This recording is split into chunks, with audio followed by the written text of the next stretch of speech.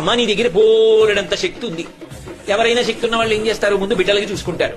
పెద్ద కొడుకు విఘ్నేశ్వరుడికి ఏమైనా చేద్దామంటే ఏం చెయ్యాలి? ఆయనే పరమశక్తివంతుడు, ఇంకా నువ్వు ఆయనకేం చెయ్యక్కర్లా. ఇక రెండో వాడు సుబ్రహ్మణ్యుడు, మహాజ్ఞాని, ఆయనకేమీ చెయ్యక్కర్లా. నీ ఆయన మహానుభావం, అమ్ముడిని కలిచేసాడు, ఇంకా ఆయన వివాహం ఎందుకు చేసుకుంటాడు? కానీ అలాంటి వాణ్ణి తపస్సు చేసి ఓంచి మెడలో తాళి కట్టించుకుంటావు. నీది కదా గొప్పతనం.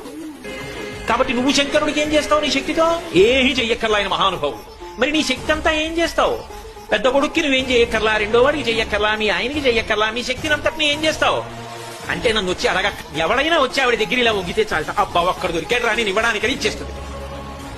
అమ్మా అప్పుట్టా నువ్వు సంతోషంగా నవ్వుతుంది, అబ్బా నా దగ్గర ఉన్నది ఇవ్వడానికి బాలుడు దొరికాడు రా నాకని సంతోషం. అమ్మా నీ దగ్గర బోలెడంత శక్తి ఉంది. ఎవరైనా శక్తి ఉన్న వాళ్ళు ఏం చేస్తారు? ముందు బిడ్డలకి చూసుకుంటారు. పెద్ద కొడుకు విఘ్నేశ్వరుడికి ఏమైనా చేద్దామంటే ఏం చెయ్యాలి? ఆయనే పరమశక్తివంతుడు, ఇంకా నువ్వు ఆయనకేం చెయ్యక్కర్లా.